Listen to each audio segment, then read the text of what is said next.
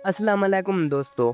सोचिए एक ऐसा मुल्क जहां आप चंद घंटों में यूरोप भी देख सकते हैं और एशिया भी, जहां सदियों पुरानी सल्तनतों की निशानियां आज भी मौजूद हैं और जहां इस्तांबुल की गलियों से लेकर कैपाडोशिया की हैरान कुन वादियों तक हर जगह अपने अंदर एक अलग कहानी छुपाए बैठी है।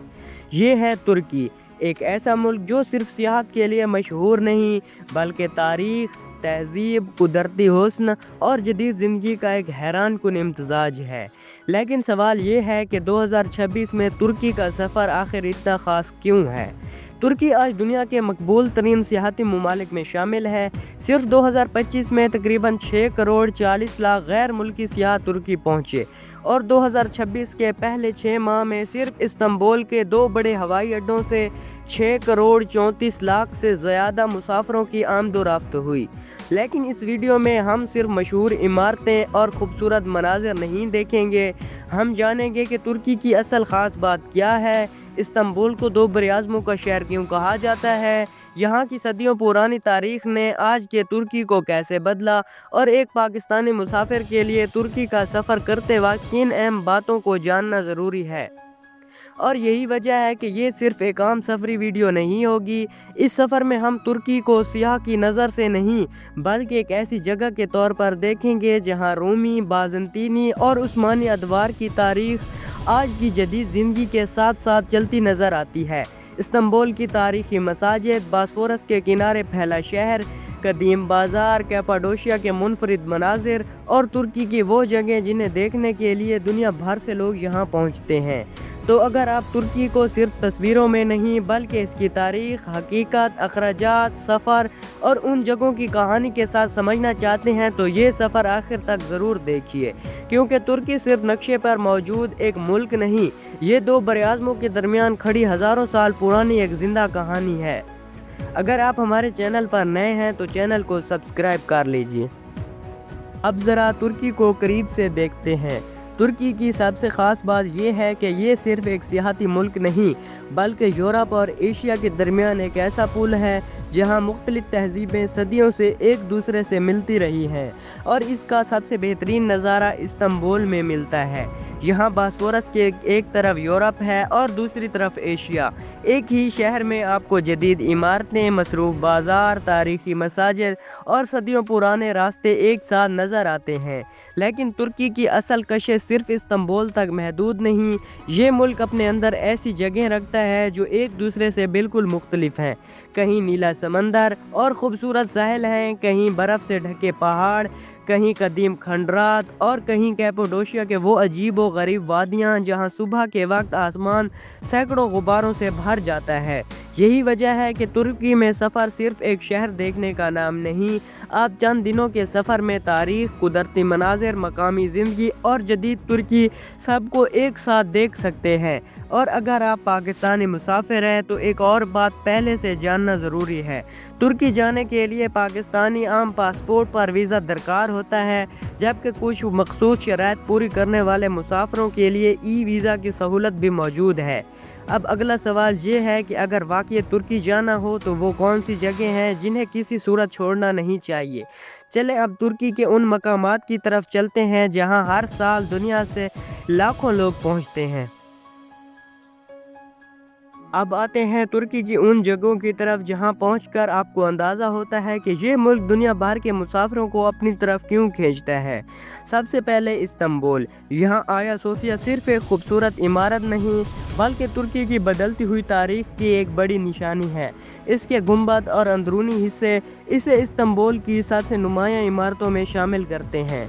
इसके करीब ही ब्लू मस्जिद मौजूद है जिसके बड़े गुंबद और मीनार इस्तांबुल के मंजर को ख़ास बना देते हैं। लेकिन तुर्की का सफ़र सिर्फ तारीखी इमारतों तक महदूद नहीं, अब रुख करते हैं कैपाडोशिया का, जहां ज़मीन का मंजर ही बदल जाता है। यहाँ नरम चट्टानों से बनी अजीब शक्ल की वादियाँ और बुलंद चट्टानी स्तून देखने को मिलते हैं। सुबह के वक्त जब गर्म हवा के गुब्बारे इन वादियों के ऊपर उड़ते हैं तो पूरा मंजर किसी फिल्म जैसा महसूस होता है और यही तुर्की की खूबसूरती है। एक तरफ सदियों पुरानी इमारतें, दूसरी तरफ कुदरत के बनाए हुए हैरान कुन मनाजिर। लेकिन अगर आप सोच रहे हैं कि तुर्की सिर्फ देखने की जगहों का नाम है तो आगे की बात आपके लिए ज़्यादा दिलचस्प है। کیونکہ کسی بھی ملک کا اصل مزہ صرف اس کی عمارتوں میں نہیں ہوتا، اصل تجربہ وہاں کے لوگوں، کھانے، بازاروں اور روزمرہ زندگی میں چھپا ہوتا ہے۔ اور اب ہم ترکی کے اسی پہلو کو دیکھیں گے۔ ترکی کو صرف تاریخی عمارتوں اور خوبصورت جگہوں سے نہیں بلکہ یہاں کی روزمرہ زندگی سے دیکھتے ہیں۔ ترکی کے بازاروں میں داخل ہوں تو سب سے پہلے رنگ، خوشبو اور لوگوں کی مصروف زندگی آپ کی توجہ کھینچتی ہے۔ یہاں کا ترک کھانا بھی دنیا بھر میں مشہور ہے۔